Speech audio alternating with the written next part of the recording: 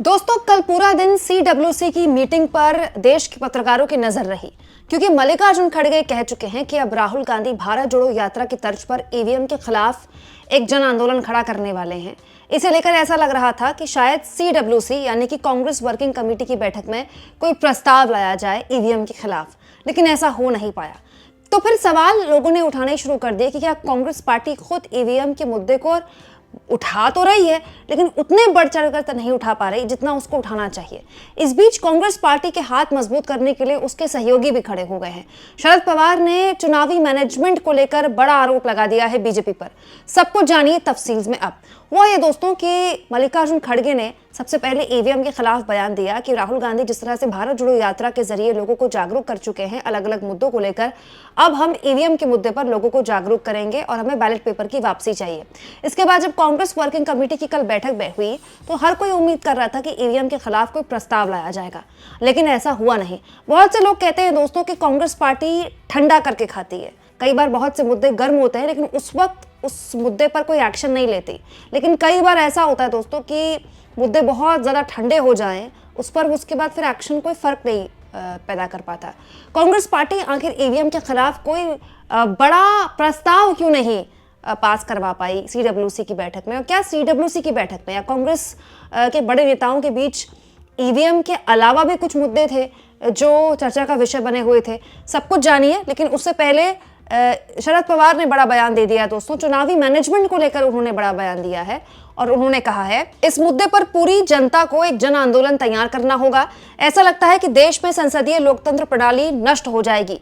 जब विपक्षी नेता संसद में इस मुद्दे पर सवाल उठाते हैं तो उन्हें बोलने नहीं दिया जाता। हर दिन सुबह 11 बजे विपक्षी नेता संसद में अपनी बात रखने के लिए आते हैं और कहते हैं कि उन्हें अपने मुद्दों पर बोलने दिया जाए, लेकिन उनकी मांगे नहीं मानी जाती। अब जनता को खुद एक आंदोलन शुरू करना चाहिए। तो शरद पवार एक तरह से जिस जन आंदोलन का जिक्र मल्लिकार्जुन खड़गे कर रहे थे उसका समर्थन कर रहे हैं कि अब वक्त आ गया है कि जनता खुद आए और इस तरह का आंदोलन खड़ा करे। और इस मुद्दे पर शरद पवार इससे पहले भी बोल चुके हैं कि महाराष्ट्र के लोग पचा नहीं पा रहे हैं इस नतीजे को। महाराष्ट्र के लोगों को समझ नहीं आ रहा कि उनके हाथ से किस तरह से नतीजे छीने गए। जो नतीजे महाराष्ट्र की जनता ने दिए ये वो असली नतीजे नहीं हैं। तो सवाल ये दोस्तों कि अब अगर विपक्षी जो दूसरा खेमा है, जो कांग्रेस पार्टी के सहयोगी हैं, वो भी ये मान रहे हैं कि इस मामले में जन आंदोलन खड़ा होना चाहिए, तो फिर CWC की बैठक में कोई बड़ा फैसला क्यों नहीं लिया गया? तो दोस्तों, इसको लेकर बहुत से लोगों ने बहुत सी बातें लिखी हैं। दोस्तों, आज तक का भी आर्टिकल और एक अंग्रेजी अखबार ने भी आर्टिकल छापा था जिसमें ये बात रेखांकित की गई थी। अब सूत्रों के हवाले से लिखी गई है तो मुझे पता नहीं किसके सूत्र ने किसको बताया कि चुनाव से पहले कांग्रेस का एक आंतरिक सर्वे हुआ था जिसमें ये बताया गया था कि लाडली बहन योजना बहुत बड़े स्तर पर लोगों के बीच अपनी पैठ बना रही है और कांग्रेस पार्टी को बड़े स्तर पर कई सीटों में, ना केवल कांग्रेस पार्टी बल्कि इंडिया गठबंधन को बड़े स्तर पर कई सीटों में नुकसान हो सकता है।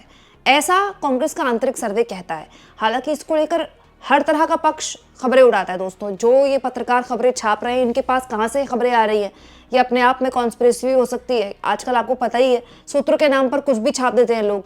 लेकिन ये खबर मैंने एक जगह और पढ़ी थी, इसीलिए मैं आपको यहाँ पर रेखांकित करके बता रही हूँ कि कांग्रेस पार्टी का हो सकता है कि इस तरह का आंतरिक सर्वे पहले आया हो कि नुकसान लोकसभा चुनाव के बाद इंडिया गठबंधन को महाराष्ट्र में हुआ है और उसको लेकर भी बात होनी चाहिए। केवल ईवीएम के मुद्दे पर आप ठीकरा नहीं फोड़ सकते। देखिए, इस खबर में लिखा है कि सर्वे बता रहा था कि महाविकास आघाड़ी गठबंधन लोकसभा चुनाव में मिली बढ़त को खोता हुआ दिख रहा है। गठबंधन की 103 जिताऊ सीटों में से केवल 44 पर ही जीत की संभावना बन रही है। इसी सर्वे के अनुसार भाजपा के नेतृत्व वाला महायुति गठबंधन 49 सीटों से बढ़कर 56 सीटों पर अपनी बढ़त बनाता दिख रहा है। हालांकि मैं हैरान हूं दोस्तों कि ये सारे सर्वे नतीजों के बाद ही सामने क्यों आते हैं। ऐसे अगर कोई सर्वे कांग्रेस पार्टी का आंतरिक सर्वे हुआ है तो वो नतीजों के बाद क्यों आता है? नतीजों से पहले इस तरह के सर्वों पर बात क्यों नहीं होती कि कांग्रेस पार्टी का आंतरिक सर्वे बता रहा है कि वो पूरी तरह से हार रही है?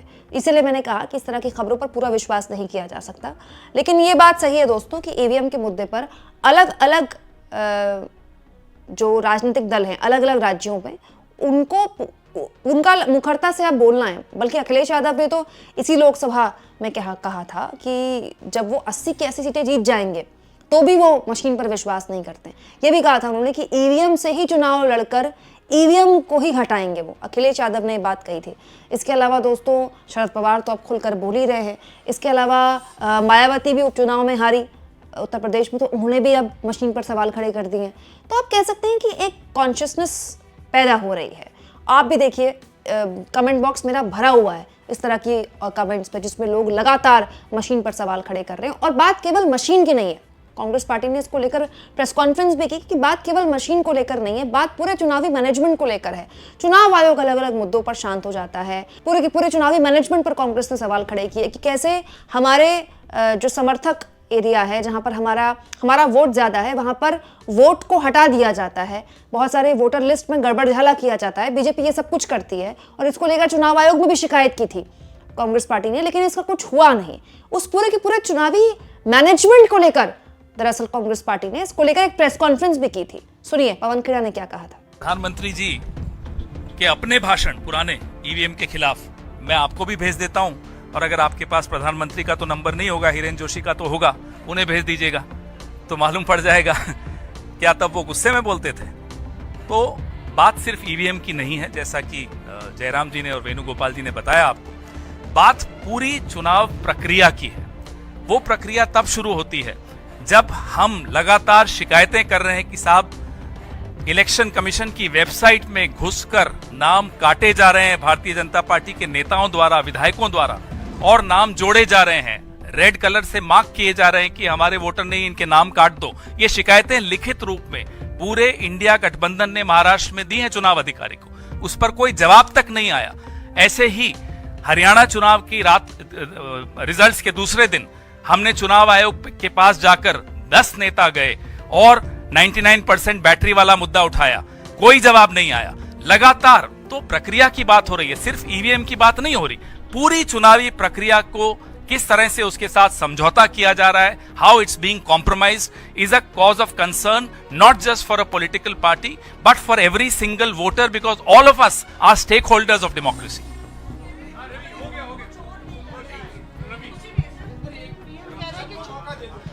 जयराम जी, मेरा सवाल ये है कि चूंकि आप लोग बार बार ये चुनाव आयोग पर आरोप लगाते हैं और चुनाव आयोग आपके आरोप को पूरी तरह से खारिज कर देता है, तो आपके पास ऑप्शन क्या, आप करेंगे क्या आगे? बात खारिज करने की नहीं है, बात है जवाब तो दीजिए। अगर आपने मुझसे अभी सवाल पूछा, मैं आपको जवाब दिए बगैर आपका सवाल खारिज कर दूं, तो क्या आप संतुष्ट होकर इस कमरे से बाहर जाएंगे? आपकी संतुष्टि जवाब देने वाले के लिए भी बहुत ज्यादा आवश्यक है। हम संतुष्ट नहीं है, देश के नागरिक संतुष्ट नहीं है चुनाव आयोग के जवाब से, तो जवाब तो दे पहले। वो शेरो शायरी करके चले जाते हैं, क्या वो जवाब होता है? एक तो आज जो बात हुई है सिर्फ ईवीएम को लेकर नहीं, चुनावी प्रक्रिया पर है, इलेक्टोरल रोल पर है। जिस तरीके से विभिन्न राज्यों में मतदाताओं को रोका जाता है मत देने, वोटर सप्रेशन के बारे में बहुत सारी बातें उठी। आज ईवीएम का भी मुद्दा उठा। हरियाणा में जो हमने शिकायतें की थी 20 सीटों को लेकर, इलेक्शन कमीशन ने हमें सुना पर हमारी शिकायतों का उन्होंने नजरअंदाज किया।